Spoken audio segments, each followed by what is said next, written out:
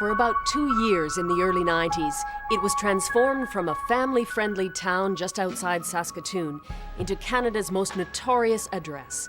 Martensville, it seemed, had become infested with devil worshippers, child sex abusers, maybe even satanic killers. All too weird to believe? Well, no. Not at first, and not for a long time. For months and months, there was hell to pay as lives were turned upside down with arrests, sensational charges, trials. So, Martensville, what happened? Well, it started with a mother noticing some irritation on her child's no-no parts at bath time, and so she suspected foul play. Now, the 2-year-old girl had just had a bout of diarrhea, but the mother thought the redness and irritation hinted at something more sinister. Now, far be it from me to waylay a parent's concerns. Your child is sacred after all, to be protected at all costs. And so when the mother asked her little girl what had happened, she responded, and I quote, "A stranger poked at my bum with a pink rope." Now, as alarming as that would be to hear from the mouth of your child, one has to wonder if this mother didn't question the logic there. Because ignoring that a rope is limp by its very nature, and therefore using it as a poker would be a feat fit for a wizard. And then when you're ready, we will make it turn into a stiff rope. Look at that! Oh my God. I'd have a few follow-up questions. I don't answer questions. Okay, is there somebody here who can answer questions? I don't answer questions. I certainly wouldn't immediately accuse the babysitters of sodomy, which is more or less what happened. And so, here we go again. Once the police were notified, they worked quick smart and assigned their newest recruit, Claudia Bryden, who at the time was fresh out of police college.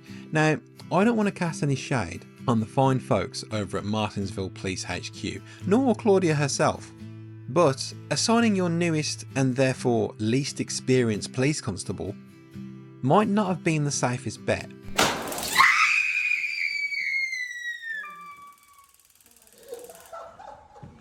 And judging solely on the outcome of this case, that really was a bit of a blunder. So, what Officer Bryden did was call around to all other parents that sent their children to the same babysitters and asked all of them the definitely not in any way incredibly alarming question: did the babysitters sodomise your kids? What did you say? Okay, so the conversation probably didn't go quite like that, but when you put the idea into several parents' heads that the babysitters might just be doing the naughty business with their children, then well, suffice it to say, you're going to start a bit of a panic. Harry! Harry! What? It's an inanimate fucking object. You're an inanimate fucking object! Now, look. Look here! Look, listen! If you are doing anything untoward with a child, then you should have the harshest of punishments drop down upon you like the mighty hammer of Odin.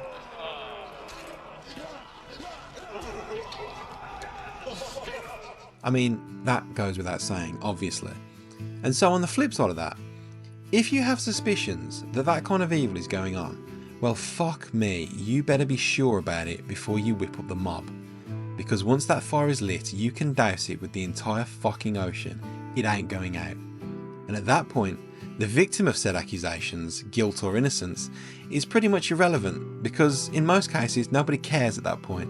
They are labelled a monster and that label is permaglued to their forehead and it never, ever comes off.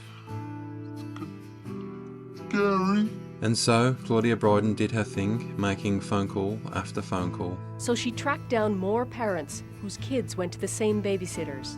This mother sent her 5-year-old there. Back then, when police first called, she couldn't believe the babysitter might be involved. So she phoned and asked.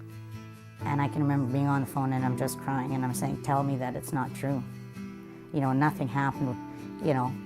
And of course, you know, all that they could say was, no, nothing's going on. They don't know what they're talking about. Now, I imagine that if you're told that the babysitters might be doing something illicit with the children, you might confront them, you know, call them on the phone like this lady did, or, you know, just confront them outright in the street. And I always wondered, when you ask the question, what exactly are you doing with these kids? What do you expect them to say? I say we ride them as far as we can, and then eat them. Now, I'm not going to tread the same ground here, as I think I've established the way this goes. The children were interviewed and the accusations stuck, but in this case, the claims didn't just stop at the babysitters. You see, the kids started pointing fingers at the police officers, and just like the other accusations, these just seemed to stick too. As the months wore on, the children said they remembered uniforms and police cars. They said it wasn't just the babysitters who abused them, it was the very people sworn to protect them. From photos, the kids picked out police officers from 3 different forces, and the case suddenly turned inward. And hysteria began to spread, and then soon after that, the town believed that there was a powerful satanic cult working the area called the Brotherhood of the Ram, and that children were being dragged to a place known as the Devil's Church, and all kinds of horrific acts were inflicted upon them there. If that wasn't enough, one kid began to talk about another place, a place the children were driven to, a place he called the Devil Church. When that leaked out, a local pilot flying over Martinsville said he'd found the place. He would tell police it was a blue building, 6 kilometers northwest of town. Inside the Devil Church, one kid said he was stripped naked, hoisted in a cage, and poked at. Still others said an axe handle was shoved up their bottoms. Several kids said they were stuffed in a freezer, and one said he was abused on a waterbed. And they were threatened never to tell their parents. People were terrified, but for those accused it was, well, much, much worse. They were arrested, charged and forced to stay out of the town while the slow gears of the Canadian justice system rolled on. And they did, indeed, roll on.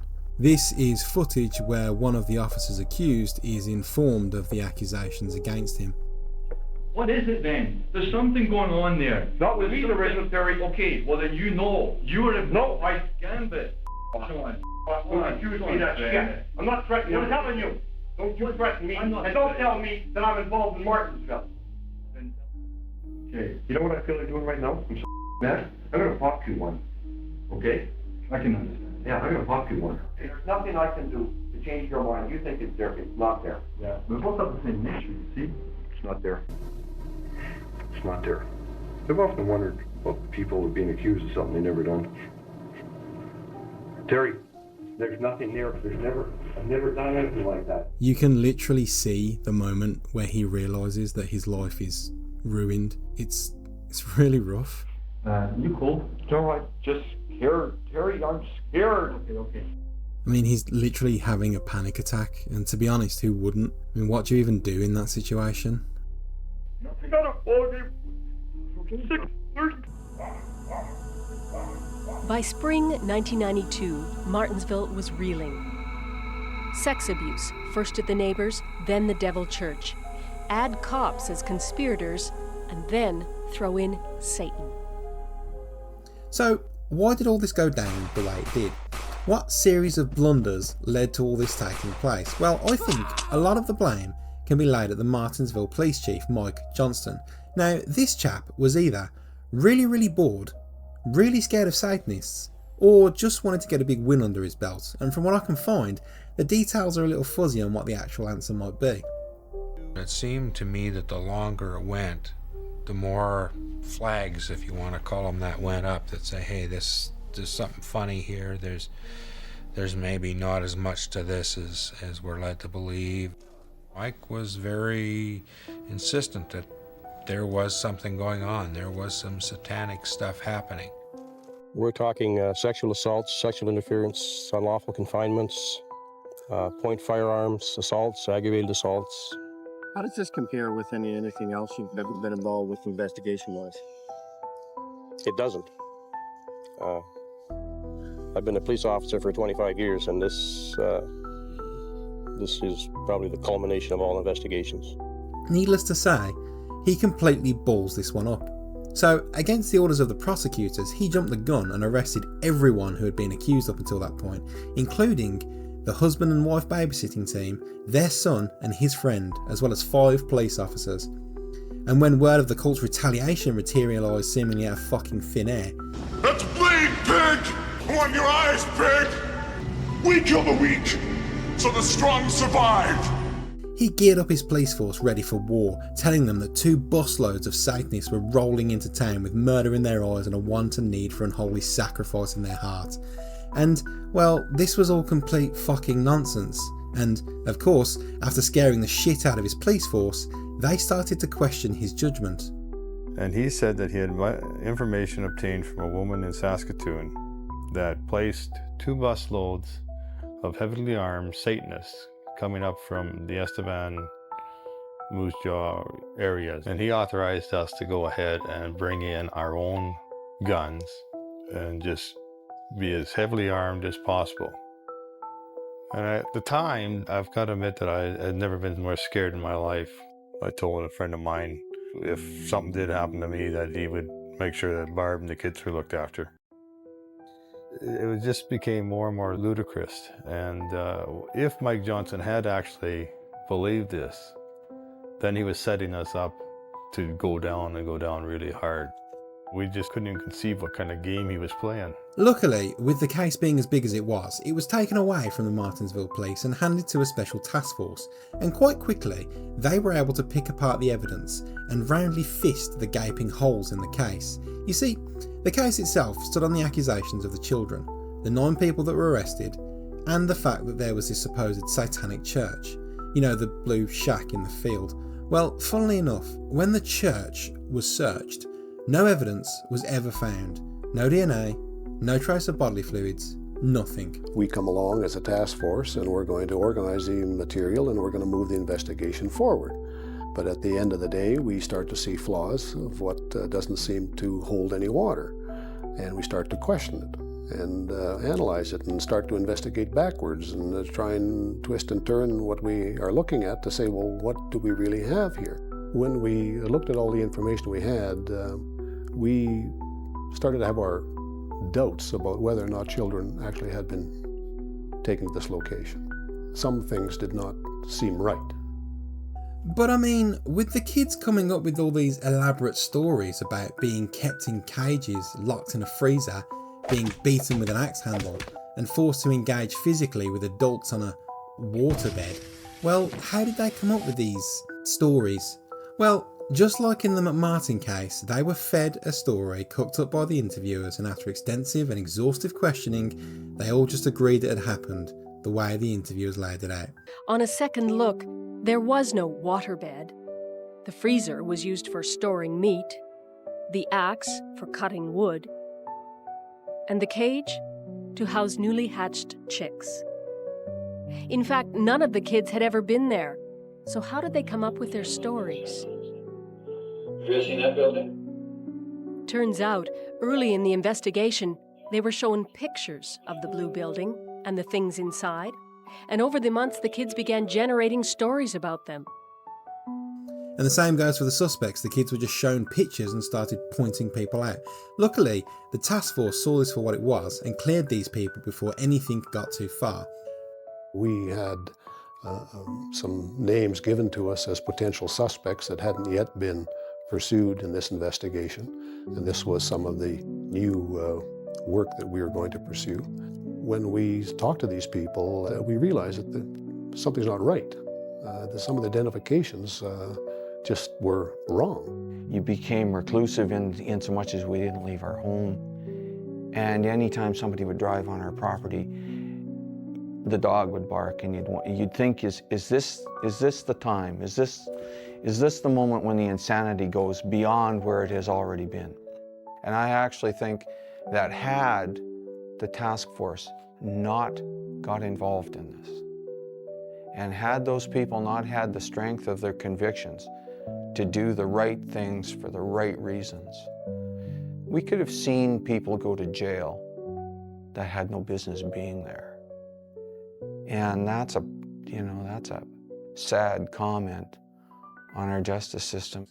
And the children's interviews were seen for the farce that they were. The old reliable of leading and suggestive questioning, and heavy praise when the interviewers got just the answers they were looking for. As a set, these interviews of these children failed to present information that would provide a basis for any reliable conclusion that any abuse had occurred to any of these children. And there was one particular interview that raised the biggest red flag. The initial interview was continual denials, even though there was repeated pressure and suggestion and questioning over and over and over again. This child denied and denied and denied. 4 days later, the same child was re-interviewed in a very, very suggestive and pressured interview and began to say things. But those ideas had been planted 4 days previously when the child denied everything. So have you ever been for a ride in a police van? It was the rookie cop, Claudia Bryden, who interviewed many of these kids over and over. Later, much of the blame for the runaway investigation was heaped on her. Claudia, you were a relatively new police officer when you took on this major file. Wouldn't it have made sense to ask for some help? Look, the fact that I sought my supervisor's assistance and advice throughout the investigation has been a part of the public record now for a very long time. It's very clear that I did ask for help. Now, Claudia Bryden, sweet little Miss Billy Bright, I don't think she should shoulder all of the blame. Now, she certainly has to take on some of it because, well, she did start phoning all of the parents and asking them, listen, do you know possibly, I mean, is it sort of maybe, is there a chance that, well, the babysitters are fucking your kids? Now, when you do that to a parent, you're gonna, well, cause a bit of a panic. You might even melt a few brains. Now, Claudia, the Bry man, she did go ahead with the interviews and they undoubtedly planted a lot of PTSD, trauma and recurring nightmares into these children's heads. But the blame can't be solely laid at her feet when I hope I've clearly laid out that it was the police chief that had the biggest part to play. He was the one who went ahead and arrested all of the accused based off of the very flimsy evidence that they had. And let's not forget, whether he started them, he did perpetuate the rumours that there was an army of Satanists lurking at the ready to wash over the town like an unholy plague, armed to the teeth with the intent to spray bullets with wild abandon into pedestrians, oncoming traffic and whatever other lunacy that fool was cooking up in that toilet of a brain. So, the task force cleared any new suspects and pointed out a lot of gaping chasms in the prosecution's case. So, in order to try and plug these holes, they re-interviewed the children in an attempt to stitch their case back together. At that time, in our opinion, we were into somewhat of damage control, in that the original evidence was now being reworked with new interviews. Just 1 month before the first trial, Sergeant Rick Pearson laid it out. He told the prosecutors, in the opinion of the task force, their evidence had holes in 3 key areas. He put it in writing, opening a rift. So, John Popowicz's trial. Now, in spite of accusing him of all sorts of unnatural evils that he had supposedly committed against them, his accusers were unable to pick him out of a lineup in court, and so the judge ruled it as a case of mistaken identity, and he was released. And the husband and wife babysitting team, well, after a 5-month trial, far too long, Jesus Christ, well, they were deemed innocent of all charges and released. We told people at the beginning of the hearing that we were not guilty of any charges, and neither is our son. We believe that. And the prosecution, well, they just kept taking loss after loss. The judge was quite pointed in his charge to the jury that in many cases there wasn't very much evidence connecting these people to certain incidents in certain places. How does that make your cases feel in terms of going forward with it? We're not going to discuss other cases, I'm sorry. Are you prosecuting the next case? Are you going to be in court Monday?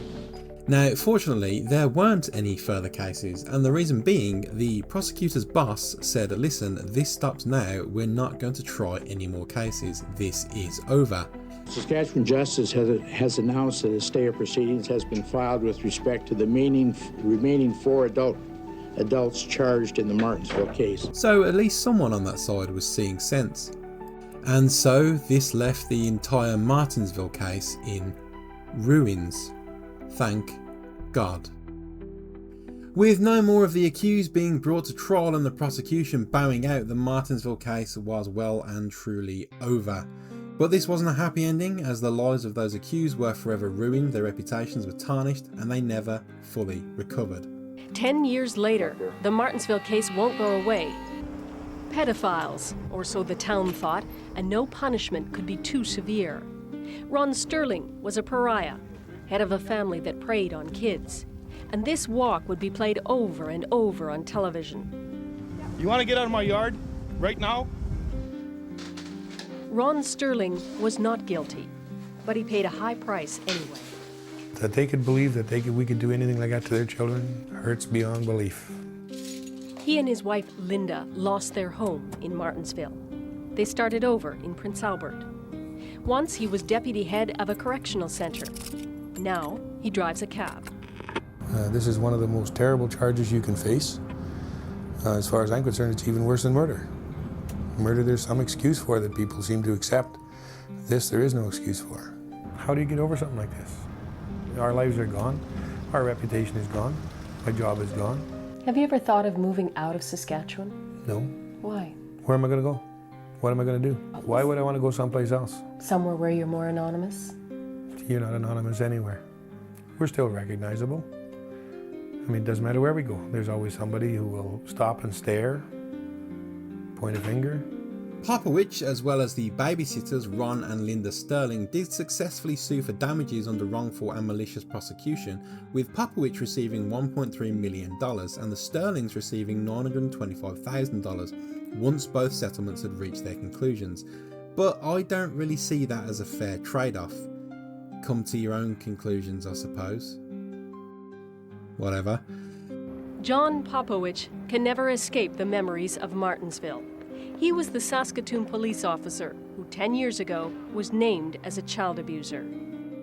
Once you're fingered for as a sexual pervert or a predator of any kind, anything to do with kids and sexual assaults, you're dust. It doesn't matter what happens. As soon as you got that label, you're dust. I tried to explain to Terry that as one policeman to another, I wasn't there, didn't do anything. And then when you feel the gates of hell closing in around you, you explain what you can, how you can, and if you get emotional, which I obviously did, you're fighting for your life. His family stuck by him as he went to court and the case against him dissolved. But he ended up in hospital with a breakdown.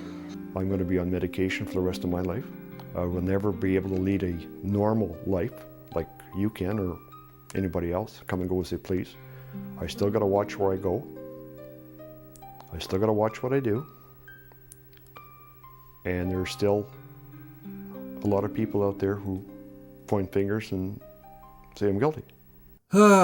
So, that was two of the more prominent cases where public hysteria surrounding the satanic panic led to messy trials, life ruination, and I imagine ongoing trauma.